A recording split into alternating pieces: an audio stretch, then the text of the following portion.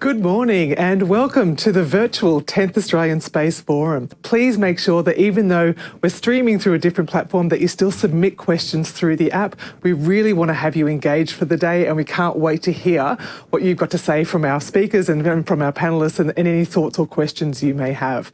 So I would like to acknowledge the Gadigal of the Eora Nation people, the traditional custodians of the land that I'm speaking to you from today. I would also like to acknowledge the traditional custodians of the lands that you're viewing this from today, so where you're living, learning and working from. As we share our knowledge and learning, we may also pay respect to our elders, both past and present, as it is their knowledge and experiences that hold the key to success of future generations. Now, you might be thinking, well, who is this girl who's actually presenting? And my name is Carolyn Miller, and unfortunately, I am not an expert in space. However, I am super excited to be here today as a facilitator to help kind of go through all of the interesting speakers. And Nicola, who would usually be your facilitator for this event, will be joining us soon, bringing his expertise with a short message to kick us off, which is great. So thank you all for tuning in. We have several special guests who are participating virtually with us today, and I would like to give special mention to the Honourable Stephen Marshall MP, the Premier of South Australia, the Honourable Karen Andrews MP, the Minister for Industry, Science and Technology, the Honourable Stephen Patterson MP, South Australia's Minister for Trade and Investment, former astronaut Dr. Andrew Thomas AO, and finally our keynote guests, Dr. Hiroshi Yamakawa, President of the Japan Aerospace Exploration Agency, more commonly known as JAXA, and Mr. Anthony Murfitt, Deputy Head of the Australian Space Agency. He'll be representing the Head of the Australian Space Agency, Dr. Megan Clark AC, who unfortunately can't join with us today. This virtual Australian Space Forum has been organised by the South Australian Space Industry Centre with the support of the Australian Space Agency and the SmartSat Cooperative Research Centre and sponsors. It is my pleasure to provide acknowledgement to these sponsors who have remained committed to the forum as it navigated from an in-person event over to an entirely virtual format. These companies, with our exhibitors, have demonstrated outstanding enthusiasm in support of our national space sector.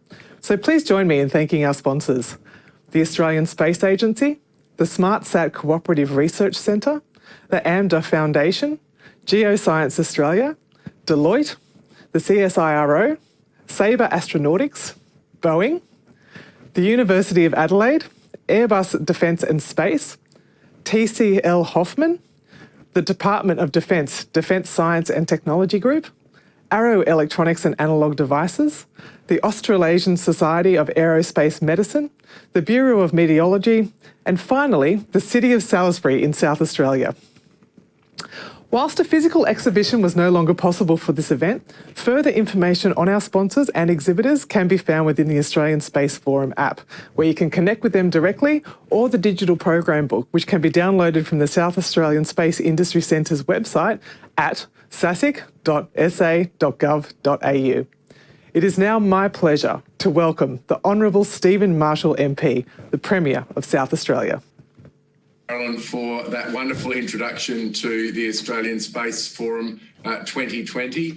Can I also acknowledge that I'm broadcasting this morning from the traditional lands of the Kaurna people and that we acknowledge their ongoing spiritual relationship with this precious land.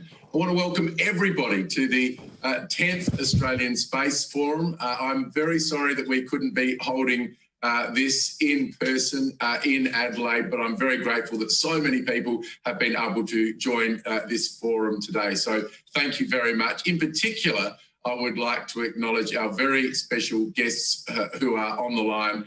Karen Andrews, a great friend of the space sector right around the country. It's great to have you here. Also, Stephen Patterson, our Minister for Industry and Investment and Trade here in South Australia. Can I acknowledge Dr. Hiroshi Yamakawa, the President of JAXA, Anthony Murfitt, the Deputy Head of the Australian Space Agency, and of course, Dr. Andy Thomas, our very own South Australian former NASA astronaut. It's great to have you on the line as well today, sir. I know that you would have been very excited about what's been happening in the space world very recently.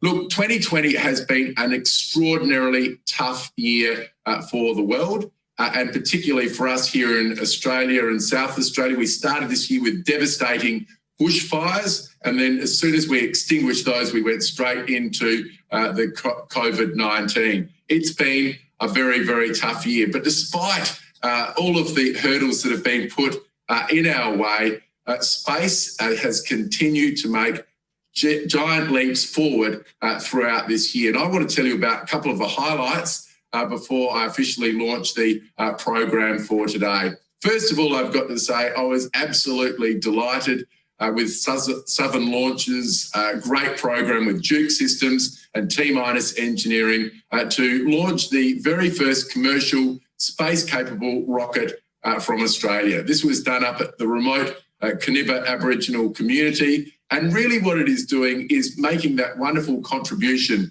to the space heritage that we need here in Australia. I'm really looking forward to what Southern Launch and Duke Systems do in the future. Of course, we're also pretty excited in the space world this year with NASA's SpaceX Crew Dragon mission, a very successful mission, which of course had on board astronaut Shannon Walker, who was right here in South Australia last year. A great commercial activity in the space sector and a very successful mission. Can I particularly acknowledge the wonderful relationship which is continuing to develop between Australia and Japan. We had our Prime Minister, the Honourable Scott Morrison, over in Japan only last week, meeting with the new Prime Minister Suga. Our Prime Minister is now back, concluding those very successful discussions. He's in 14 days of isolation. Actually, a lot of people have been saying that I should head overseas and have to go back into 14 days of isolation, but I'll leave that to one side at the moment. But while the Prime Minister was there, he did sign a very important landmark defence treaty between Australia and Japan. And so I think a very exciting time going forward between our two nations. And of course, but NASA and JAXA are very much looking forward to welcoming the return of Hayabusa 2 into South Australia at Woomera next month. So we're all very excited. And I do want to genuinely welcome all of our friends from Japan who are joining this forum today. Ohayou gozaimasu.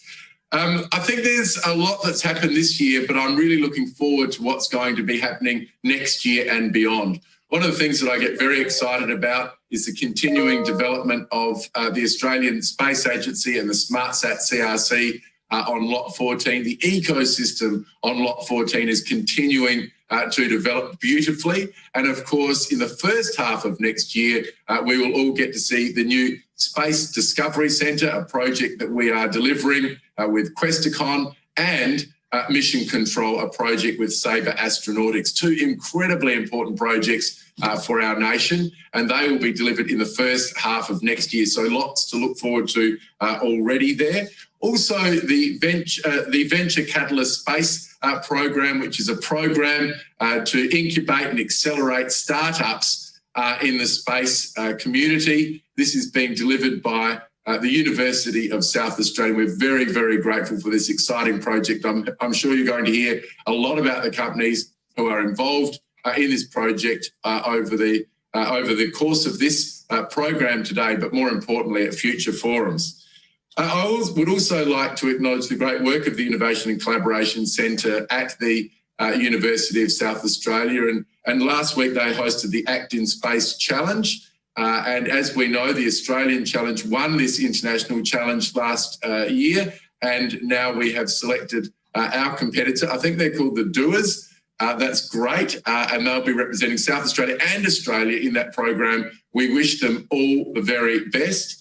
The Andy Thomas Space Foundation has been launched, named after Dr. Andrew Thomas, who I mentioned in my introductory remarks. We're so proud of him as a son of South Australia, and he is continuing to support the activities in a very generous way here in Australia. He was instrumental in providing advice to Malcolm Turnbull, the Prime Minister, to help establish the Australian Space Agency, and he's been such an enthusiast ever since. And so now we have this foundation which has been established, and is going to really help us on the education and training components of what we need to do to create that interface between the Australian Space Agency and the Australian space community and the broader community in Australia. I'm really looking forward to seeing what they achieve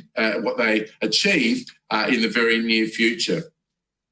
I'd also like to acknowledge that next year we will have a new head of the Australian Space Agency, Dr. Enrico Palermo. Dr. Enrico Palermo is known to many of you. He's an Australian by birth. He's from Western Australia, and most recently he's been working with Virgin Galactic, and we are really looking forward to him taking up that role in 2021. But I also want to very genuinely thank Dr. Megan Clark, AC, for the outstanding job that she has done as the inaugural chair of the Australian Space Agency. This has been an extraordinarily important time, the formative months of this agency. We thank her for her dedication to this task. She leaves the Australian Space Agency in very, very good position for Enrico Palermo to take over in 2021. And of course, Dr. Clark has now been appointed as the chair of the Advisory Council going forward. So congratulations on the great work. We look forward to continuing to work with Dr. Megan Clark into the future. Finally, can I just acknowledge the Gravity Challenge, which was something which came out of one of our earlier Australian Space Forums when Larry Keeley came over, sponsored by Deloitte, to come over and speak to us at our Space Forum. We were talking about what we could do to better engage the private sector and in the opportunities for the development of space information to be provided to improve productivity in Australia and beyond. And Deloitte took up this challenge and they came back to me and said, why don't we look at putting together a program which matches challenges with people in the sector using that data to solve the problems. And as you would know, this was kicked off last year in around May, June. We had the first Gravity Challenge delivered in November of last year. There were 10 different companies and organisations which put forward challenges. We had a very, very good success rate with those challenges at that very first Gravity Challenge. In fact, I think 8 of the 10 challenges led to projects which are ongoing today. So an incredible success rate.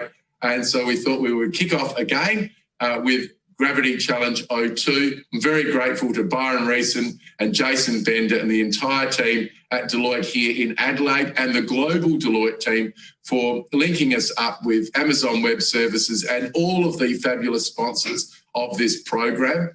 The Gravity Challenge 02 had its award night last night. Gravity Challenge 02 was a little bit like the Ashes. So it was Australia and the UK. Fabulously successful again. I'm sure you'll hear a lot more about that in today's presentation. The very good news that I can announce to you all right now is that there will be a Gravity Challenge 03 and it will be expanded even further to include Japan and many European countries. So those countries will include, as I said, Japan, Austria, the Czech Republic, France, Germany, Hungary, Luxembourg, Poland and Romania. So a massive expansion, and the headquarters for the Gravity Challenge is right here in Adelaide on Lot 14. I know that we're going to have some really exciting developments coming out of those Gravity Challenges going forward. So again, thank you to Deloitte, thank you to Amazon Web Services, and thank you to all of the people that have put forward challenges, those people participating and the sponsors of this great program. Just finally, I've got one final thing I need to do, and that is to launch South Australia's space sector strategy. We've got 9 growth sector strategies for South Australia. One of them is space, and today I can officially launch the South Australian space sector strategy. This is a really important document for our state. It absolutely focuses on us playing a pivotal role in Australia and globally in the designing, the manufacturing, the launching and the operating of small satellites. I feel extraordinarily positive about that. We know that the Australian government wants to triple the size of the Australian domestic space industry to $12 billion by 2030. We want to play our part in this. Of course, it's a national approach, but we certainly want to be leaning into this great opportunity. So copies of that new strategy are available on the SASIC website as of now. Thank you to everybody who has had input to this strategy. Your program today looks absolutely mouthwatering. Again, I wish it was something that we could all be doing physically together. Hopefully we will be in the first half of next year back in Adelaide for the 11th Australian Space Forum. I'm already looking forward to that. It's my pleasure to officially declare this Space Forum open, and I hope you have a wonderful, wonderful day today. Excellent. Thank you so much, Mr. Premier. And what I would say is it's one of the most fantastic things to be able to see that level of passion and commitment from the government for all of the fantastic space work that is going on in the globe. I would also say probably the highlight that I took out of that, and there was so much information that he was sharing, was that there is an Australian team called the Doers, which for me has got to be the most Australian name that you could possibly have for a team. So good luck to those guys, and can't wait to see all of the rest of this come to fruition as well. So now I'm delighted to introduce you to the Minister for Industry, Science and Technology, the Honourable Karen Andrews MP, who has kindly recorded a message for all of our delegates tuning in today. Good morning. Can I say a virtual hello to everyone there in person and online, including South Australian Premier Stephen Marshall. And a special konnichiwa to Dr. Yamakawa, the President of JAXA. How appropriate this forum is focused on the great relationship between Australia and Japan on space, given that the next week Hayabusa 2 will return to Earth in Woomera. The world is a very different place compared to February this year, when the Prime Minister and I attended the last Space Forum. COVID-19 has in many ways turned life upside down, but now as we look to the recovery, it presents us with incredible opportunity. Here in Australia, our government is using it as a catalyst to be bigger and bolder in how we think about economic opportunity and creating jobs.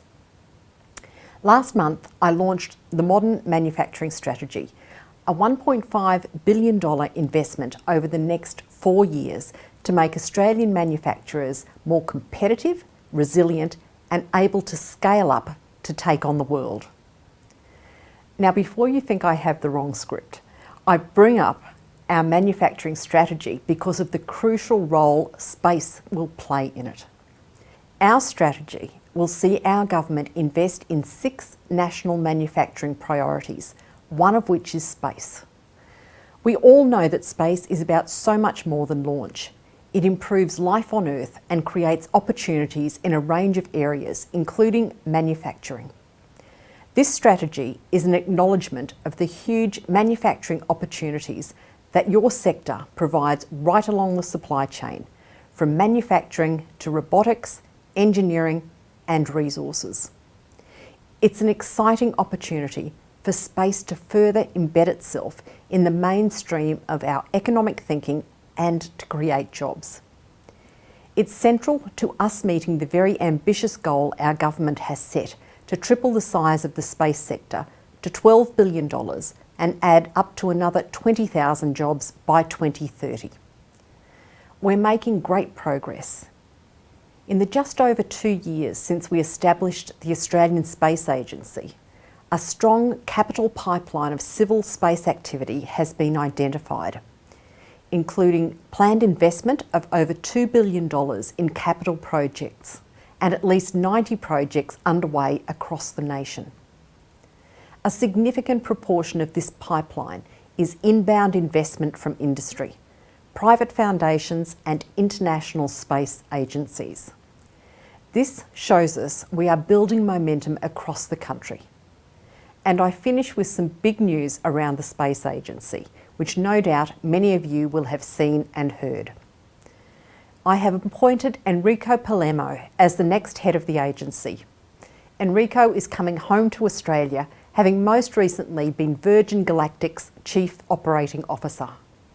He brings a wealth of industry experience to the role, which is part of our ongoing commitment to put industry at the heart of the Australian space sector to create jobs and grow the economy. Can I take this opportunity to thank Dr. Megan Clark for her great stewardship as the inaugural head of the agency. Megan, I'm thrilled you will continue to be part of our nation's space industry story, though, when you begin as chair of the Australian Space Agency Advisory Board in the new year. Thank you for the opportunity to speak with you. All the best for a great forum, but more importantly, here's to continuing to grow the Australian space sector. 3, 2, 1. Back to you, Caroline.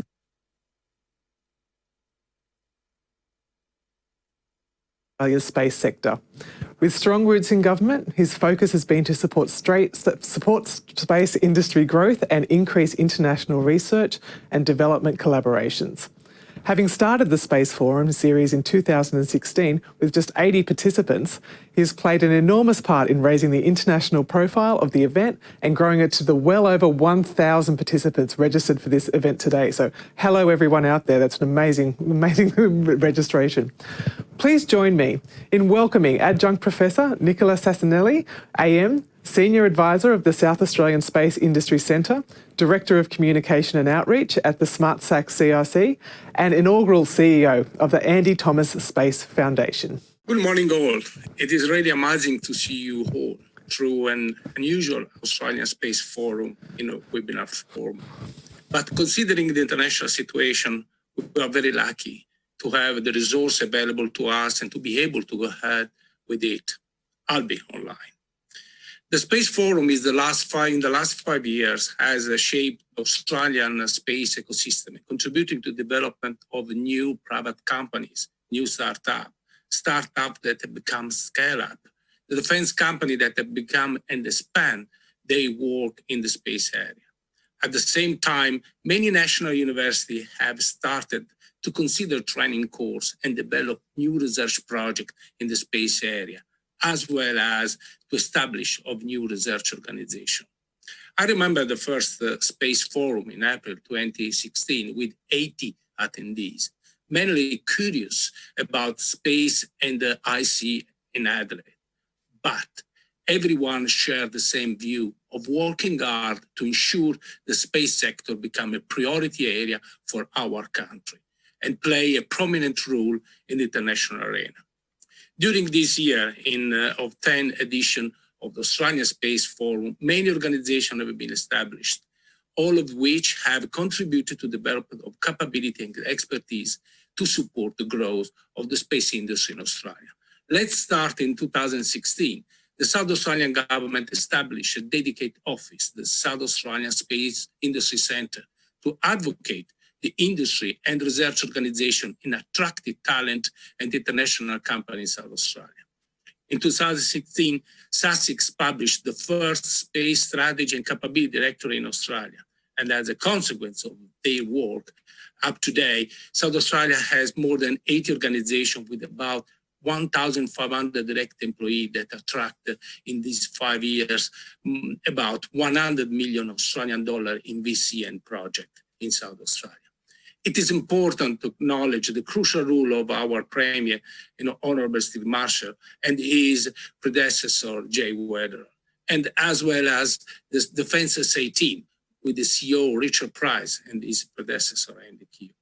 1 year later, in 2017, the International Astronautical Conference in Adelaide, with more than 4,500 participants from all around the world, represents a milestone in our journey into the space sector with the announcement of the National Space Agency. It highlighted to everyone that the space sector is an opportunity for economic and social growth, in line with the knowledge economy, which is considered as a priority for our country. It's important also in this case to acknowledge the crucial role of the team of Space Industry Association of Australia, and their chair, Michael Davis. 1 year later, in 2018, the Australian Space Agency was established with the main goal to develop the space sector in Australia and achieve in 2030 a national space revenue of around 12 billion Australian dollar with 30,000 direct employees in the space sector. During these 2 years, the agency has published the national strategy, and the federal government has funded more than $600 million for new program, project, and initiative. And it is on top of $10 billion already allocated in defense budget for the next 10 years. It is important to acknowledge the crucial role of the Honourable Karen Andrews, Minister for Industry, Science and Technology, and the huge work done by the team of the Australian Space Agency led by Dr. Megan Clark. In 2019, the Smart CRC was established with the goal to contribute to building of Australia's space industry. With more than 100 members and $245 billion of budget over 7 years, Smart CRC is considered a leading contributor in transforming Australia's space innovation ecosystem for our future prosperity. In just 16 months of activity, the Smart CRC has approved 31 projects, 19 PhD scholarships, 3 professional research chairs, and that is involved 57 members all over Australia. University, research organization, private companies, startup. The SmartSat CRC has committed for this project and activity around $16 million in cash, and $23 million has been committed in cash and kind by all the partners involved in this project. So more than $40 million just in 1 year and a half in the space R&D. And also in case, it's very important to acknowledge the crucial role of people like Professor Andy Koronius, Peter Nicola, and Peter Woodgate since the start. And of course, the whole team located all around Australia, not only in Lot 14. Finally, in 2020, as the Premier said, just last Friday, the Andy Thomas Space Foundation was launched. The foundation will drive a national program in education, research, and innovation. Its primary mission will be to support space education and outreach in Australia and to inspire young people to pursue career in space by building a culture of entrepreneurship that ignites a curiosity for space and related scientific activity. From the budget 2021 in October, the foundation has been listed for DGR status, so tax that all the money raised by sponsorship at the event will be dedicated to our education and outreach purpose. According to the agreement between the foundation and the South Australian government, the foundation will conduct the Australian Space Forum for the next year with the purpose to continue to grow this event. Dear colleague, friend, if someone at the first forum in April 2016 had predicted where the national space sector will be in 2020, I would not have believed it. Our ecosystem has grown rapidly to what we can see today, thanks to our leader, our entrepreneurs, our researchers, and thanks to the new resource. Today's positive momentum will allow us all to continue to grow this sector. And looking to the future, we can think, that is my dream anyway, of a growing national space budget for our national agency, similar to Canada and the UK. And why not? An Australian astronaut on board of ISS or on the mission on the moon. In all of these years of rapid development, our forum has been at the center of conversation every 6 months, spreading ideas and projects, presenting new strategy and initiative, stimulating and inspiring young students to pursue the STEM subject, and developing a culture of collaboration that is fundamental for space industry that is becoming more innovative and competitive.